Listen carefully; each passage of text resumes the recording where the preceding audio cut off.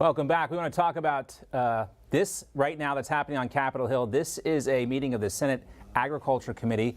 It's actually on the FTX collapse, which is that crypto exchange which has imploded.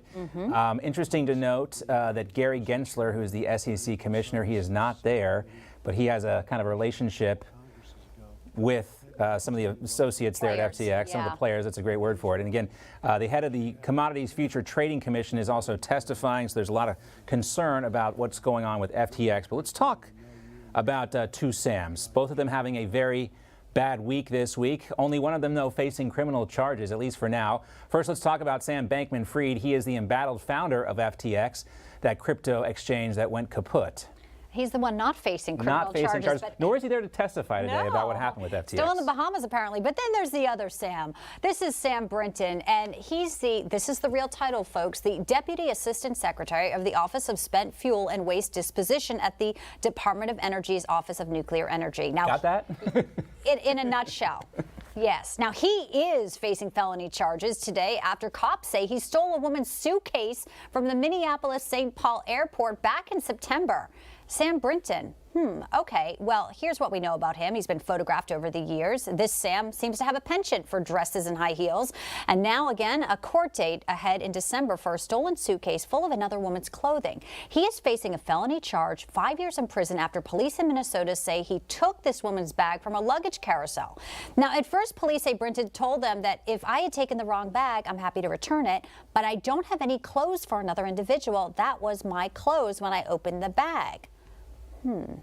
Okay, mistakes happen at the luggage terminal, but this criminal complaint spells out something that makes us a bit skeptical that this was just an accident. We're learning that Brinton reportedly traveled with the bag for weeks after it disappeared, and he is seen on camera taking it. Also, according to the police report, in September, Brinton was seen taking the bag tag off that day and putting it into another bag he was carrying. He left the carousel on tape at a quick pace, and again, he had no checked luggage that day of his own, so why even stop by the carousel? Police report says when Brinton was confronted again about the inconsistencies, he called back later, said he wasn't completely honest, those are his words, but that he got nervous and got rid of the clothing, kept the bag to keep up appearances.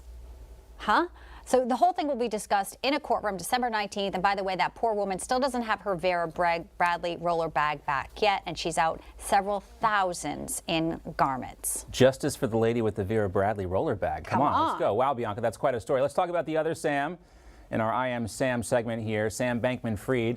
Somehow he's not in jail yet. He is doing a media tour, though, and getting a lot of chances to explain exactly how he managed to lose or perhaps swindle something like $40 billion away from investors and clients of that defunct crypto exchange, FTX. Now, Bankman-Fried, who was the Democrats' second largest political supporter behind George Soros in terms of campaign contributions, now says he's down to his last $100,000. And sadly, he only has one credit card left. Look, I really deeply wish that I had taken, a lot more responsibility for understanding what the details were of what was going on there. So he's the CEO of the company, and he wishes he would have taken more responsibility for what was going on. He was also asked by Good Morning America and George Stephanopoulos early today about potential criminal liability for this financial disaster. I don't personally think that I have, but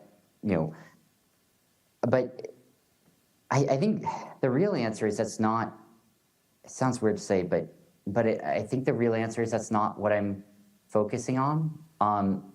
There's going to be a time and a place for me to sort of think about myself and my own future, but I don't think this is it.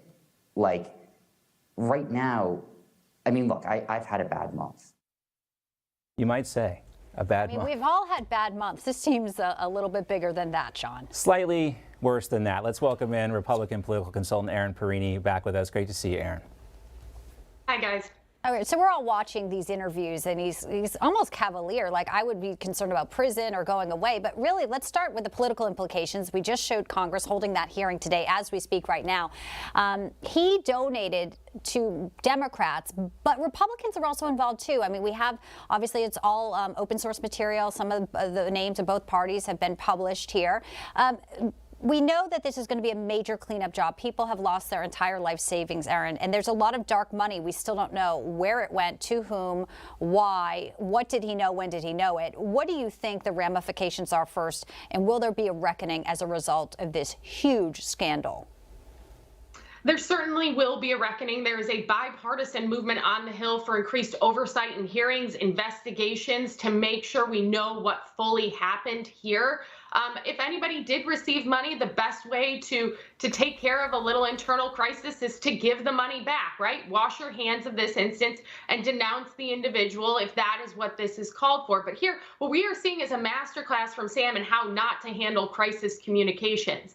He is looking meandering, he is looking weak, he's giving bad answers, and he's also, ignorance to the law does not make you outside the law. Just because he says he didn't know or he should have had more oversight or been more involved doesn't mean he is not legally culpable for what happened at FTX.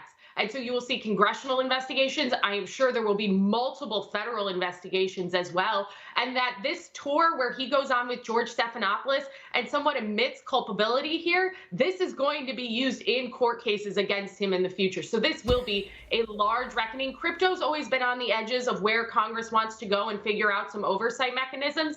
This will move that in a fast forward pace. Yeah, well, if he ever comes back to the United States, maybe, I don't know about the extradition. He was asked by Andrew Ross Sorkin, I got those clips backwards, so forgive me for that, but he was asked by Andrew Ross Sorkin at the DealBook conference about, would you come back to the United States? I mean, do you feel comfortable doing so? And he's kind of like, I don't really have a reason to go back. Maybe he would want to get face to face with some of the people that are missing their money. I don't know. But you mentioned, Erin, that the right thing to do here would be to give the money back. And one of the things we always try to do here on the show is give credit where credit is due.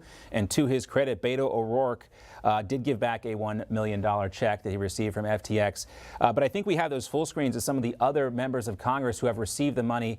And Erin, I think this also goes along with, I guess we don't have that, but I think this also goes along with the insider trading allegations that take place in Congress. Like there are, different rules for those folks. And until the investors and the clients of FTX are made whole by whatever money they're able to scrape back, it does seem a little, odious that these guys would hold on to their political campaign contributions from FTX, Democrat or Republican.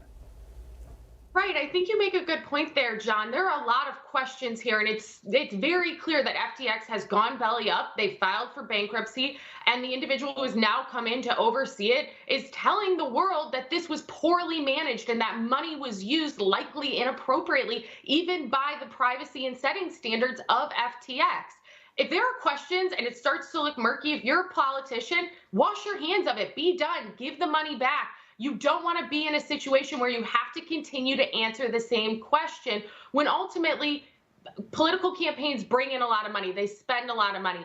If the question is did they get bamboozled and was their money used inappropriately, give it back to FTX and don't give yourself a crisis if you don't need to have one. Yeah, we'll see. I mean, these investigations continue. Certain members of Congress might be involved in these committees that are investigating FTX. I mean, they just have got to clean this up. So sometimes the cover-up is worse than the crime. Yeah, so there's no conflict of interest here. I mean, Balenciaga. Yeah, in terms of a dollar amount, this is on par with what happened with Bernie Madoff. And as soon as that scandal was uncovered, that guy was before a federal judge, I think the next day in New York. But we'll talk more about this coming up later today. Always great to see you as well. Erin Perrine, thank you so much. Thanks, Erin.